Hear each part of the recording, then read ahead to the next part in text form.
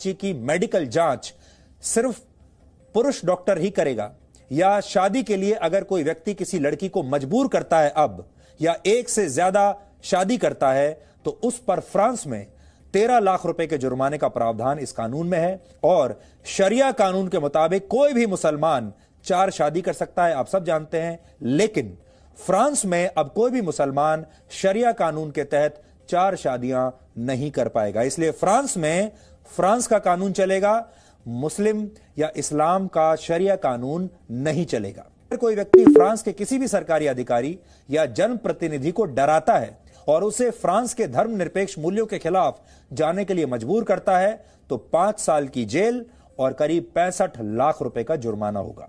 5वीं बात, अगर कोई व्यक्ति अपने बच्चों को अपने घर पर ही पढ़ाना चाहता है, तो उसे फ्रांस की सरकार से पहले इसकी अनुमति लेनी होगी और इसकी ठोस वजह भी बतानी होगी। और सरकार यह भी देखेगी कि घर में आप अपने बच्चों को क्या पढ़ा रहे हैं और अपने बच्चों के, छोटे बच्चों के दिमाग में कहीं धार्मिक कट्टरवाद तो नहीं डाल रहे हैं, और अब इसकी इजाजत नहीं देगी। 7वीं बात, इस नए कानून के तहत फ्रांस के सभी धार्मिक संस्थानों को विदेशों से मिलने वाले चंदे की जानकारी सरकार को देनी पड़ेगी। अगर फंडिंग 8 लाख रुपए से ज्यादा है तो उन्हें सरकार को बताना होगा, और ऐसा नहीं करने पर फ्रांस की सरकार ऐसे धार्मिक संस्थानों को देश से मिलने वाली आर्थिक सहायता बंद कर देगी। 8वीं बात, जिन अलग अलग समूहों और संस्थाओं को सरकार से विशेष सहायता मिलती है, उन्हें एक समझौते पर हस्ताक्षर करने होंगे। इस समझौते के तहत उन्हें फ्रांस के संवैधानिक और धर्मनिरपेक्ष मूल्यों का सम्मान करना होगा। 9वीं बात, धार्मिक संस्थानों में ऐसे भाषण नहीं दिए जा सकेंगे जिनसे 2 समुदायों के बीच टकराव पैदा होता हो।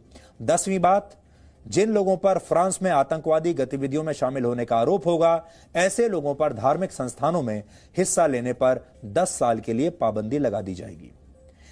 एक और बड़ी बात है जो आपको बहुत ध्यान से सुननी चाहिए। फ्रांस में अब धार्मिक चिन्हों के प्रदर्शन पर पूरा प्रतिबंध होगा। आप धार्मिक चिन्हों का प्रदर्शन नहीं कर सकते। यहां तक कि अब तक फ्रांस के सरकारी दफ्तरों में मुस्लिम महिलाएं बुर्का और हिजाब पहनकर नहीं जा सकती थी सरकारी दफ्तरों में, लेकिन अब इस कानून के तहत जो प्राइवेट कंपनियां हैं उन्हें भी इसके दायरे में लाया गया है, और जो जन सुविधाओं से जुड़ी हुई हैं जैसे ट्रेन, बस, रेस्टोरेंट्स और दूसरी जो सेवाएं हैं, उनसे जुड़ी हुई प्राइवेट संस्थाओं में भी अब आप बुर्का पहनकर नहीं जा सकते।